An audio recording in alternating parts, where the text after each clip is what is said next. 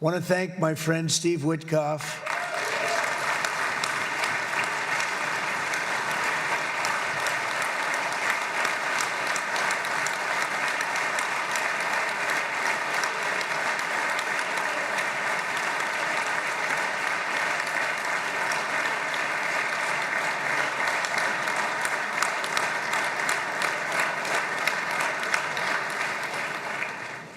You know, Steve was chosen by me. He never did this before, but I knew him as a few things. He was a great businessman, but I know a lot of great businessmen, to be honest with you. He had tremendous negotiating skills, but I know a lot of people that negotiate pretty well, although it is an art. But there are people that can negotiate pretty well. But most importantly with Steve, he's just a great guy. Everybody loved him. Everybody. I mean, I know some negotiators that are so good, but you wouldn't have had peace in the Middle East. It would be in World War III right now with some of these guys. Everybody loves Steve, and they respect him, and they somehow can relate to him. I've known him for many years, and I've seen it over and over again. להוציא את חבר הכנסת עודה, להוציא אותו מהאולם, להוציא אותו מיד, החוצה, החוצה. Please expel this Knesset member. Please expel this Knesset member. להוציא גם את חבר הכנסת כסיף. להוציא את חבר הכנסת כסיף מהאולם. Expel Knesset member Kasif out of the hall. Please expel him immediately.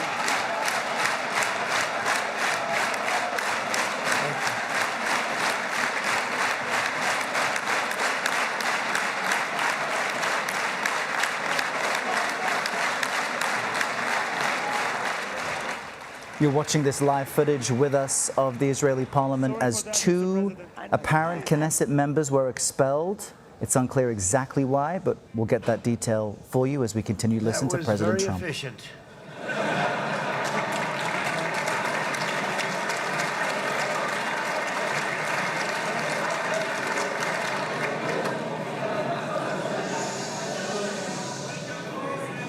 So back to Steve. He's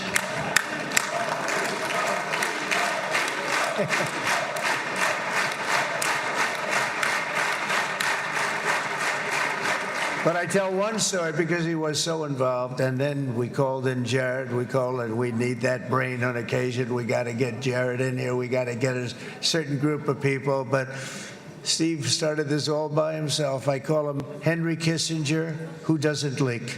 Okay? Henry is a big leaker. He leaked.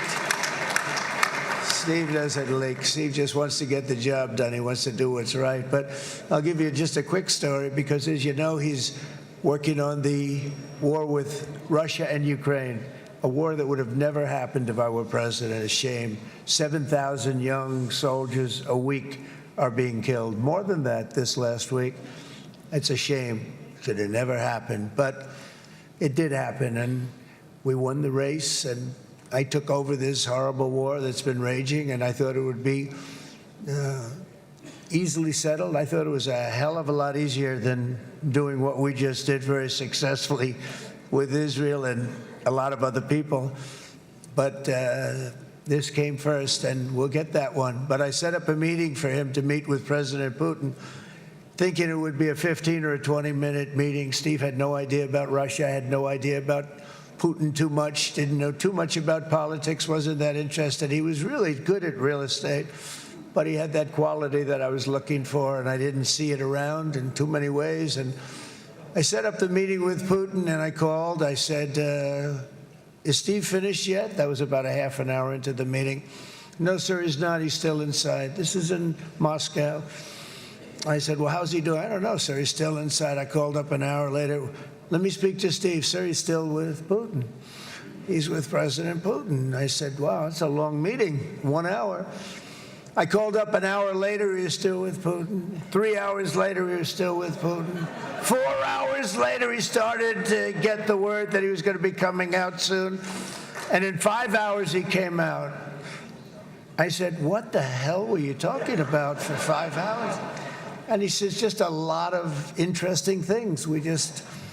we're talking about a lot of interesting things, including what he went in there for, but you can't talk about it for 5. You can talk about it for a certain period of time, and you know what you're getting. But that's a talent. That's a talent where you can do that. Most people I'd send in, number one, they wouldn't be accepted. Number two, if they were, the meeting would last 5 minutes. And that's what happens with Steve. Everybody loves him. They love him on this side. They love him on the other side. And he really is. He's a great negotiator because he's a great guy. So thank you very much, Steve, very much.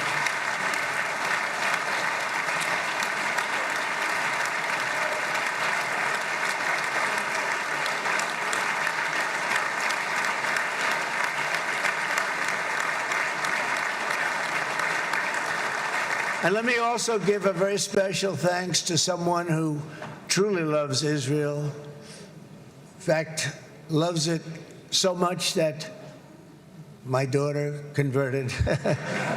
My daughter converted. I didn't know this was going to happen. And Ivanka's here.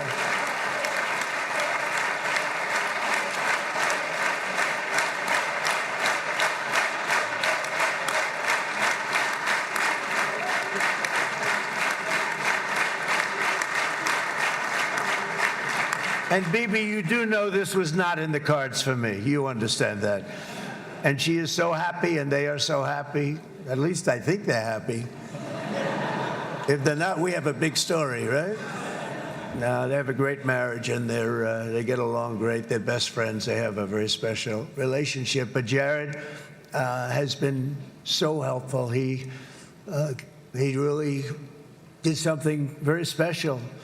He established the Abraham Accords with a group of very wonderful people. I like calling it the Avraham Accords because people that, right? Avraham. It's so cool. It's so much sort of nicer, you know, the Abraham versus the Avraham.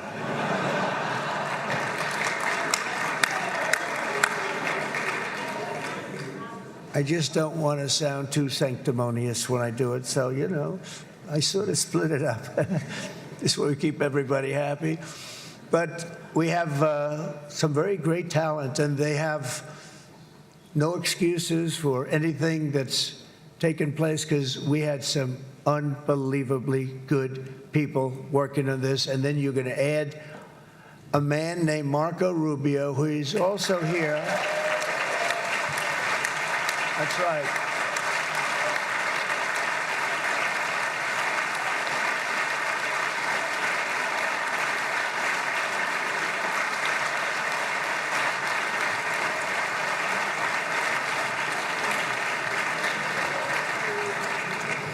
And I have a prediction that Marco will go down, I mean this, as the greatest Secretary of State in the history of the United States. I believe that. I believe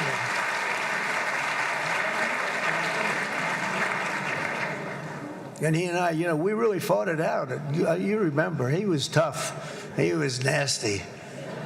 Who the hell thought this was going to happen, Marco, right? And now I'm saying he's going to go down as the greatest. He will. He was always smart and sharp, and people respect him.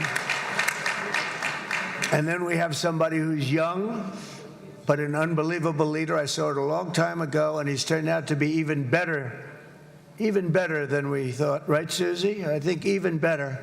And that's Pete Hegseth, who is our Secretary of War, formerly Secretary of Defense.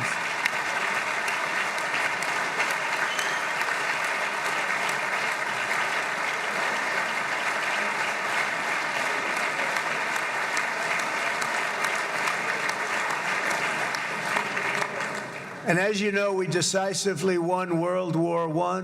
We decisively won World War II decisively. And everything in between and everything before it, we won everything. And then they had the brilliant idea of changing the name from war, you know, it was war, to defense. And with that went a certain thinking. And we fought in a very politically correct way after that. We always had the strongest military, and now we have a stronger military than we've ever had before. Because of my first term, I've totally rebuilt the military, every aspect of it. But we have, if you think, we settled 8 wars in 8 months. I'm now including this one, by the way, if that's okay. They may say, well, that was quick, because yesterday I was saying 7, but now I can say 8. The hostages are back. The hostages are back.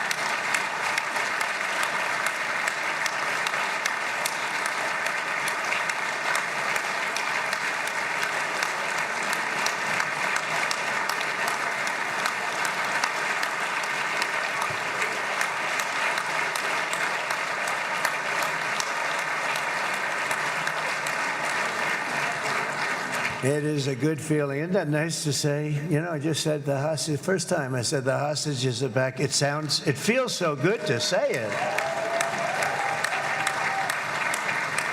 But when you settle 8 wars in 8 months, that means you don't like war. Everyone thought I was going to be brutal. In fact, I remember Hillary Clinton during a debate, she said, look at him, he's going to go to war with everybody. And actually, she said, he's got a personality that's all about war. No, and my personality actually is all about stopping wars, and it seems to work. It seems to work. But it also means this name change in our attitude that we're not going to go into a war, but if we do, we're going to win that war like nobody has ever won a war before. We will not be politically correct, but we're not going to be there. And I think, you know, as you mentioned, Bibi, before, peace through strength, and that's what it's all about. The United States has the greatest and most powerful military in the right now history of the world. I can tell you we have weapons that nobody's ever dreamt of. I only hope we never have to use them. I rebuilt the military. I was proud to do it, but some of the things I hated to do. I hated certain of the weapons because the level of power is so enormous. It's so dangerous, so bad. But we have to do what we have to do. We make the best weapons in the world, and we've got a lot of them. And we've given a lot to Israel, frankly. And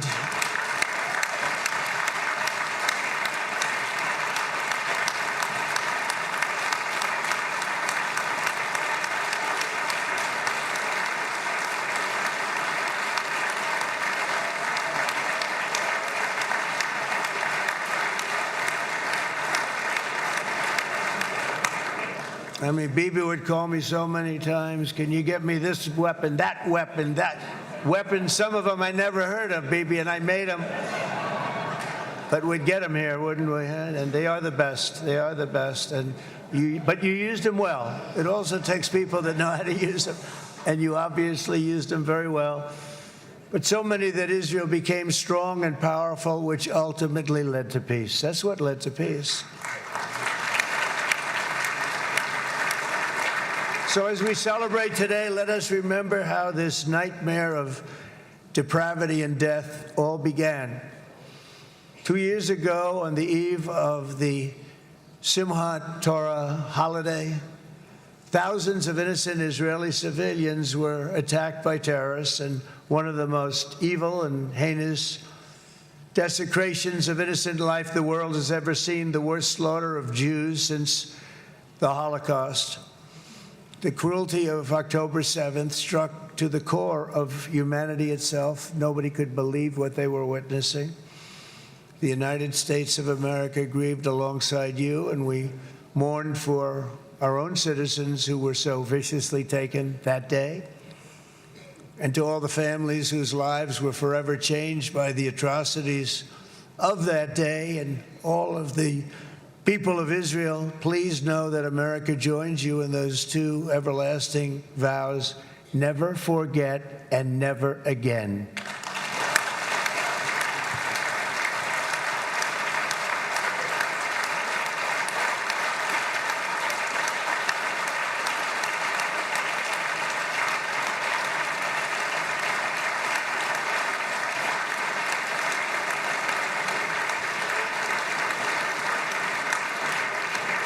From October 7th until